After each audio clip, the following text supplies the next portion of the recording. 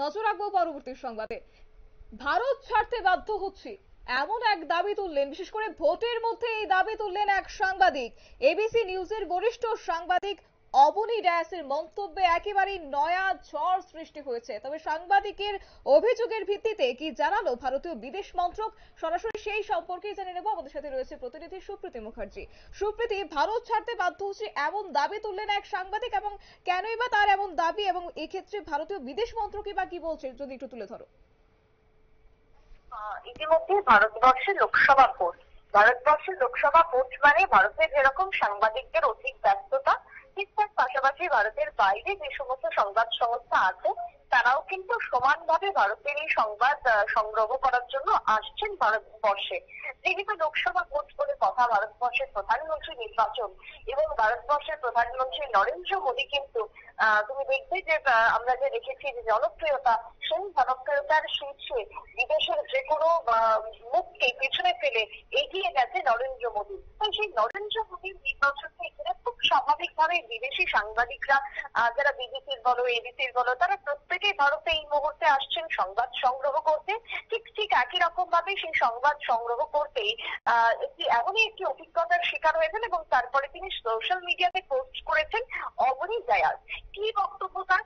অবনী ডায়াসের প্রথমেই বলি যে তিনি কর্মরত বর্তমানে, আমরা যেটা দেখছি তিনি বর্তমানে এবিসিতে কর্মরত রয়েছেন এবং সেই জায়গাতে দাঁড়িয়ে তার যে সমস্যা এবং তিনি যা ফেস করেছেন সেটাই তিনি নিজের টুইট হ্যান্ডেলে পোস্ট করেছেন। এবং তার এই টুইটার দেখার পর থেকে কিন্তু এক প্রকার বলা যায় গোটা দেশ জুড়ে একটা আলোড়ন তৈরি হয়ে গেছে। লোকসভা ভোট, আর এই ভোট আবহে এক প্রকার বলা যায় যে তোমার অস্ট্রেলিয়ান ব্রডকাস্টিং কর্পোরেশনের বর্তমানে কর্মরত যিনি রয়েছেন তিনি এক প্রকার বিভ্রান্ত হয়েছেন। কি নিয়ে না, বরিষ্ঠ সাংবাদিক অবনী ড্যাস তিনি ভারতে এসেছিলেন লোকসভা ভোট নিয়ে প্রতিবেদন করতে এবং তার যে ভিসা, সেই ভিসার মেয়াদ কার্যত বাড়ানো হয়নি এবং তার ভিসার যে মেয়াদ তা বাড়ানো হয়নি সেটা নাকি ইচ্ছা করে, এমনটাই অভিযোগ তুলেছেন অবনী। তিনি শ্রীরামগঞ্জ করেছেন এই কথা বলে কেন্দ্রীয় বিদেশ মন্ত্রক তার ভিসার মেয়াদ বাড়াতে অস্বীকার করেছে, এমনটাই দাবি করেছেন অবনী ডায়াস। এবং অবনী ডায়াসের এই বক্তব্যের পর এক প্রকার নড়ে চড়ে বসেছে গোটা দেশ এবং বিভিন্ন মহলে বিভিন্ন জল্পনা তৈরি হয়ে গেছে এক প্রকার এই বক্তব্যকে ঘিরে। এবং সেই জায়গাতে দাঁড়িয়ে কেন এমনটা করা হলো? তাহলে কি লোকসভা ভোটের যে খবর বা যে প্রচার, সেই প্রচার কি কোথাও গিয়ে করতে দিতে চাইছে না দেশ? এমনটাই কিন্তু উঠে এসেছে তারই পোস্টের পর।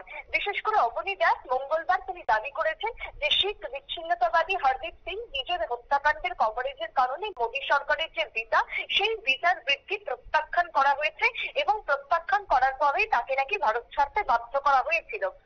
ডায়াস যিনি 2022 সালে জানুয়ারি থেকে এবিসির জন্য কাজ করছেন, দিল্লি থেকে রিপোর্ট করেছেন এবং এক্সে তিনি একটি পোস্ট করেছেন যে মোদী সরকার প্রাথমিকভাবে তার ভিসা পুনর্নবীকরণের অনুরোধটি যেটা অবরুদ্ধ করেছিল, অর্থাৎ তাকে সেই ভিসাটিকে পুনরায় সেটিকে সচল করার জন্য কোন রকম পারমিশন দেওয়া হয়নি। কিন্তু অস্ট্রেলিয়ান সরকারের হস্তক্ষেপের পরে তার নির্ধারিত যে সময়, সেই সময়ের কয়েকটা ঘন্টা আগে এটিকে গ্রহণ করা হয়েছিল, এমনটাই তার এক্স হ্যান্ডেল থেকে আমরা জানতে পারছি।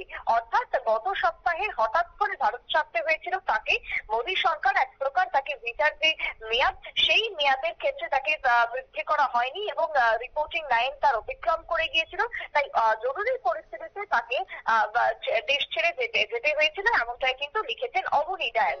এবং অবনী ডায়াসের এই বক্তব্যের পর থেকে কিন্তু এক প্রকার বলা যায় যে দেশ ছেড়ে বিভিন্ন জল্পনা কল্পনা শুরু হয়ে গেছে।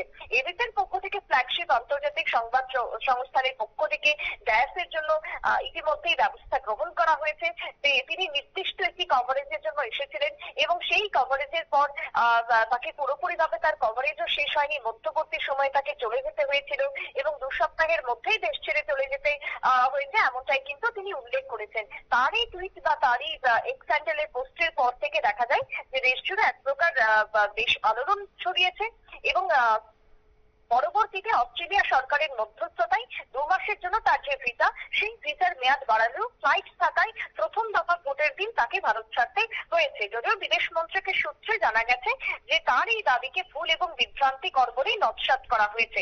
অর্থাৎ তিনি যে অভিযোগ করেছেন এবং যে অভিযোগ করে তিনি পোস্ট করেছেন সেই অভিযোগ সম্পূর্ণভাবে অসত্য এবং তাকে পুরোপুরিভাবে নস্যাৎ করা হয়েছে বিদেশ মন্ত্রকের পক্ষ থেকে।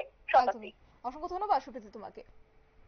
বিস্তারিত তুলে ধরলো আমাদের প্রতিনিধি সুপ্রীতি মুখার্জি। এবং এই সাংবাদিকের সোশ্যাল মিডিয়ায় পোস্টে এক প্রকার ঝড় তুললেন নয়াছড়া, এবং সেক্ষেত্রে বলা হচ্ছে যে তার যে রিপোর্টিং, সেই রিপোর্টিং নাকি সীমা পার করছে, এমন অভিযোগে তাকে ভারতের ভিসার মেয়াদ বাড়ানো হয়নি বলে কার্যত অভিযোগ তুলেছেন সাংবাদিক অবনী ডায়াস।